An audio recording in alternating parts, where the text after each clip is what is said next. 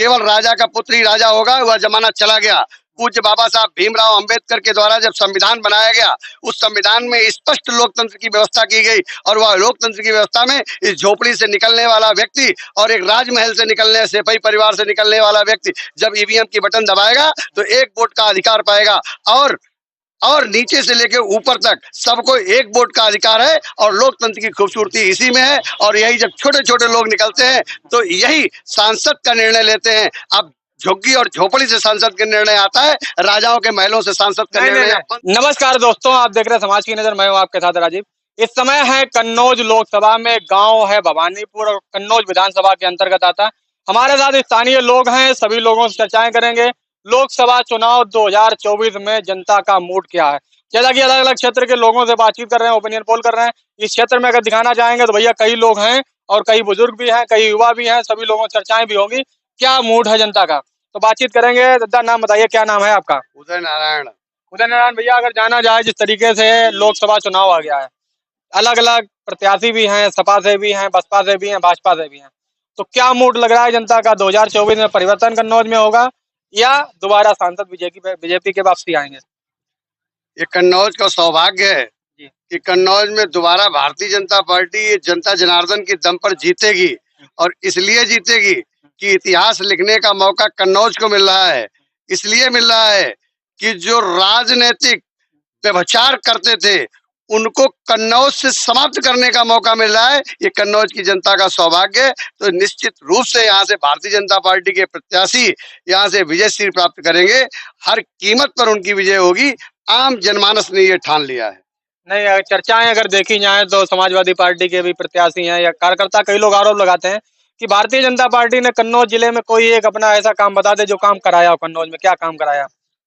Bharatiya Janata party ने जितने काम हुए थे, आप अगर मेडिकल कॉलेज की बात करेंगे तो दीवालों से कोई बिल्डिंग कहीं पर चिकित्सा नहीं बन जाता है, केवल दीवारें बनाई गई थी और वो भी दीवारें आधी अधूरी खड़ी थी। भारतीय जनता पार्टी ने आकर के उस काम को पूरा किया और उसी मेडिकल कॉलेज के अंदर एक नहीं 5 नए आयाम स्थापित करके, चाहे कैंसर की व्यवस्था हो, चाहे एमआरआई की व्यवस्था हो, चाहे टोटल अल्ट्रासाउंड की व्यवस्था हो, सारी के सारे इंस्ट्रूमेंट भारतीय जनता पार्टी ने और माननीय सुब्रत पाठक, असीम अरुण ने यहाँ पर लाने का काम किया है। और डॉक्टरों का स्टाफ, पीजी की व्यवस्था अगर यहाँ की है, अगर यहाँ मेडिकल कॉलेज में यार पीजी आया है तो केवल और केवल ये सांसद सुब्रत पाठक और असीम अरुण की देन है कि जो पीजी कॉलेज ला करके आज पूरे देश के लोग यहाँ शिक्षा ग्रहण करने के लिए आ रहे हैं। ये केवल बिल्डिंग से नहीं हुआ, ये हुआ जब उत्तर प्रदेश के अंदर नहीं, पूरे देश के अंदर, प्रदेश के अंदर जब योगी की सरकार आई और देश के अंदर मोदी की सरकार आई, उन्होंने ये व्यवस्था की। आप केवल कन्नौज की बात करेंगे, तिरवा की बात करेंगे, अरे भारतीय जनता पार्टी ने तो पूरे देश के अंदर प्रत्येक जनपद को मेडिकल कॉलेज से आच्छादित करने का काम किया है। अगर बात की जाए इस समय, जैसा कि आपको भी पता है कि समाजवादी पार्टी से अखिलेश यादव चुनाव लड़ रहा है, क्या मानते हैं सामने की टक्कर है, किस तरीके की स्थिति है? ये लोकतंत्र है। वो जमाना चले गए जब राजा के घर से ही राजा निकलता था, केवल राजा का पुत्र ही राजा होगा, वह जमाना चला गया।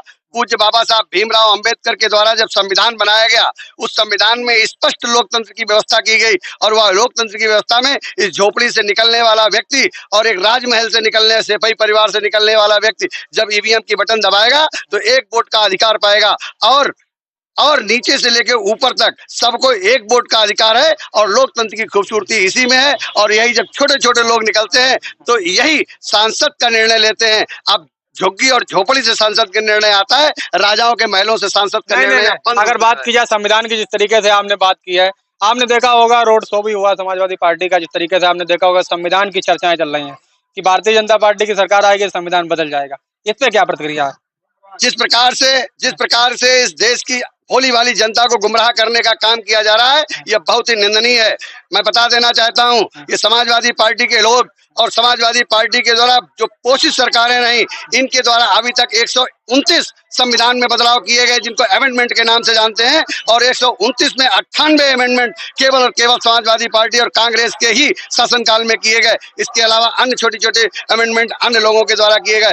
हाँ, अगर बदलाव की बात आती है तो देश के अंदर एक विधान दो प्रधान ये चलने की बात आएगी, तो धारा 370 खत्म करने की बात आएगी, तो हमने उसको कर भी दिया है। इसके लिए हम कभी हिचकते नहीं है, हम कभी संविधान बदलने के पक्षधर नहीं है, लेकिन संविधान में वर्णित जो व्यवस्था है इसको लागू करने के लिए पक्षधर हैं। अगर हम संविधान बदलने होते, अगर ये संविधान के रक्षक होते तो मुख्तार अंसारी जैसा दुर्दांत आतंकी पैदा नहीं हुआ होता, जिसने राजू पाल जी की विधायक की हत्या करने के बाद उसकी चोटी काटने का काम किया था और उसकी मजार पर जाकर उसके यहाँ फातिया पढ़ने का काम करती है यह पार्टी। इन छोटे छोटे लोगों को कहाँ इन्होंने यहाँ सरसब्ज होने दिया। ये छोटा सा गांव है यहाँ हमारा भवानीपुर रघुनाथपुर, या पड़ोस में ही 2 गांव हैं, इन लोगों को कभी सरसब्ज नहीं होने देते हैं। ये संविधान बदलने के संविधान के हत्यारे ये हैं। क्या कह रहे भैया, क्या कह रहे भैया? तो वोट नहीं डालेंगे तो पोलिंग वहां से यहाँ भवानीपुर की गई। अच्छा, तो हर गांव में पोलिंग होगी जहाँ प्राथमिक विद्यालय अब है नहीं, पहले की बात बता रहे हैं। समाजवादी शासन काल में नहीं डाल पाते। हाँ, नहीं डाल पाते थे।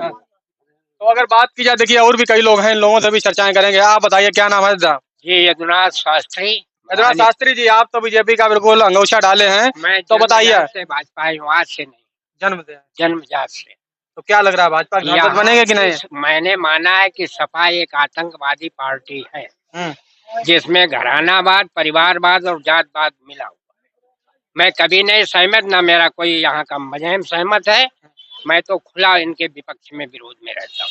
विरोध में रहते हैं। देश में सुख शांति, चैन और अमल की जिंदगी दिलाने के लिए भाजपा पार्टी है। भाजपा पार्टी, हम लोग न्याय के प्रति हैं, भाजपा को खुला समर्थन देंगे और माननीय सुब्रत पाठक को जिताएंगे। और भी लोग हैं, इन लोगों से भी लगातार चर्चाएं होंगी। और अगर माना जाए तो कन्नौज लोकसभा में जिस तरीके से आपने देखा, स्थानीय लोग थे, सभी लोगों के अपने अपने मूड भी थे। और लोगों की अगर राय जानी जाए तो लोकसभा चुनाव को लेकर जनता का मूड जिस तरीके से हमने देखा, इस क्षेत्र में ज्यादातर लोगों का मानना है कि भैया भारतीय जनता पार्टी ने काम अच्छा किया है। तो लोगों की प्रतिक्रिया थी। और आज की जानकारी पसंद हो तो ज्यादा से ज्यादा लोगों तक शेयर करें ताकि सभी लोगों के पास सही और सटीक जानकारी पहुंच सके। जय जवान जय किसान।